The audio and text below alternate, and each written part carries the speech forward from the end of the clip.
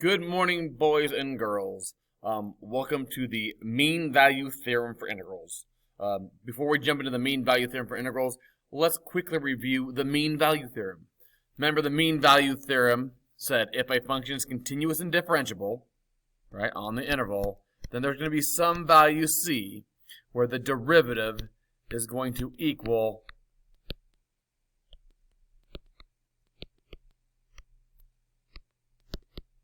f of b minus f of a over b minus a, where the slope of the tangent line is going to equal the slope of the secant line, where the instantaneous rate of change is going to equal the average of change. This is the MVT, right? MVT. Bing. Right there. And again, graphically what we were saying is, as so long, again, as the function is continuous and differentiable, I've got a function like that, going from A to B, point A to B, as long as between those is continuous differential, then if you have the slope of that secant line, somewhere from A to B, there's going to be a value C where the tangent line, that is a horrible drawing, where the tangent line has the same slope.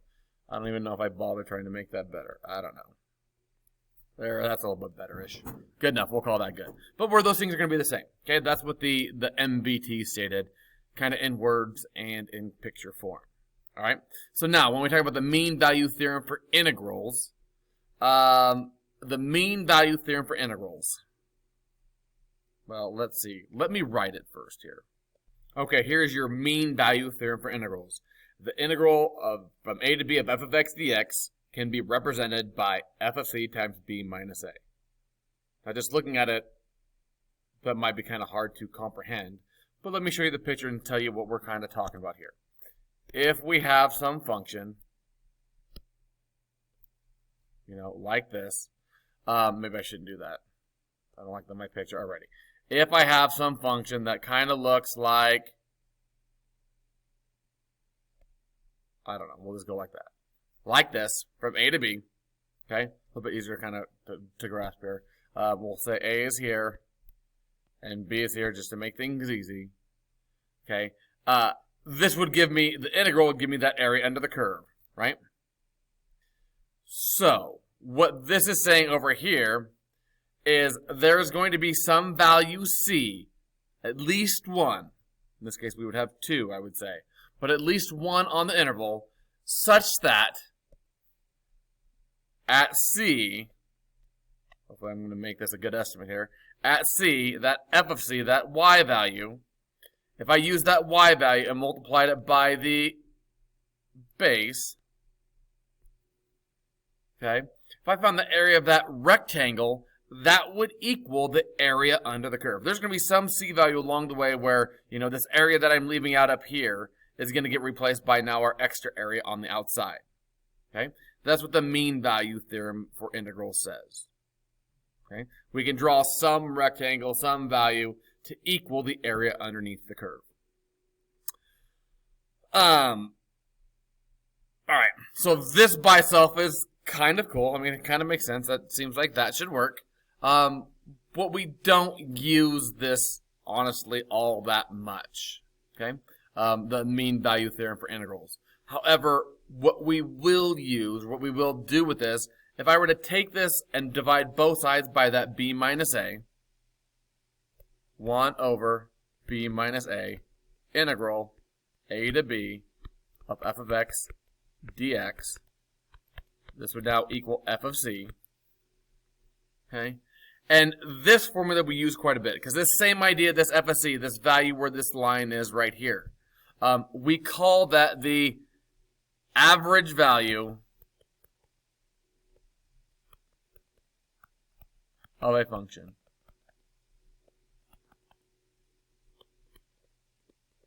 Uh-oh, not a C. The average value of a function. So if they ask you to find the average value of a function, I can't remember what color I was using here. Okay, this is the formula that we would use. 1 over b minus a, integral a to b of f of x dx. Okay, that is the average value. A lot of times, I don't know, I'm not really sure how to notate this thing, so a lot of times I will just notate this as I mean, like that's average, right? In stat notation. So I'll just say f with a little line over it is the average value of our function. But that's how we're going to, when it asks you to find the average value, that's how. And all this formula does it, again, that comes from our mean value theorem for integrals. All right. And that's more or less it. I'm going to show you how to use this like twice, and we're done for today. Real quick, easy day. Okay, so here we go. The directions say, find the average value of the following function on the given interval. Okay, so I want to find the average value of this function on the given interval right here. Now, I would say the first part, the worst part of the finding the average value of a function is memorizing this formula. Again, it's just another formula that we need to know. So again, to find the average value of a function, average value of function is 1 over b minus a, integral from a to b of the function. Okay? But it's not that hard to memorize. The other, I guess, tricky part of this is be very careful now, again, when you read. Pay attention. Does it want the average value of a function or the average rate of change? We tend to get these two things confused a little bit because they both have the word average in it. Again, the average value of a function is this thing right here. The average rate of change is the slope of the secant line, f of b minus f of a over b minus a. So just kind of be careful which one they're asking for. Kind of pay attention. When you see the word average, don't just, be mindless. Kind of really think about which one they're looking for. All right? But now once we got this, I think to actually calculate this is really not too bad. I'm going to do the integral from, the average value of my function is going to be 1 over b minus a. So, this is b, this is a, and this is b, the start and end of my, my interval. So 1 over the integral from -2 to 2. Nice. B minus a. 1 over 2, starting over. You guys probably enjoying this part. Watch me mess up 100 times. All right, 1 over b minus a. So 1 over 2 minus the -2. Integral a. I don't need to write a to b, -2 to 2 of our function, x squared plus 1 dx. Okay, so this is going to give me the average value of the function, or 1/4 integral -2 to 2 of x squared plus 1 dx. And now I can just go evaluate this integral. 1/4 times the antiderivative of x squared is x to the 3rd over 3 plus x evaluated from -2 to 2. Okay, I think it's a good idea. I leave that 1/4 on the outside of all this stuff. Just sliding up here a sec. Now, if I go and plug in, we get 1/4, and I think the use of brackets are handy here in times like these, times big F of b, so 2 cubed over 3 plus 2 minus -2 cubed over 3 plus -2. Again, keep track of, your f of b minus f of a stuff. And then equals 1/4 times, this is going to give me 8/3 plus 2 plus 8/3, because I get a negative 8 over 3 times the negative is a positive 8 over 3. Then I have -2 times the negative and plus 2. Okay, so I kind of, be careful stuff. You can distribute your negative stuff, work all that out, and now I can put things together. And so this is 1/4 times 16/3 plus 4, which is 1/4 times, that would be 4 is 12 over 3.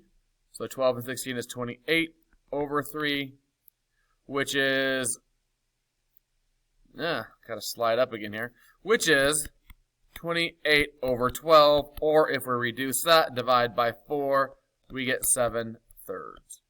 And so 7/3 would be the average value of this function. Okay? Got to be able to work with fractions. It's a joy, huh? Now, real fast here, here's what we are saying. I'm going to just sketch this picture. We dealt with the function x squared plus 1, which kind of looks like that, right? On the interval from -2 to 2. So we're saying the average value here of the function would be at 7/3. Somewhere like right about in there.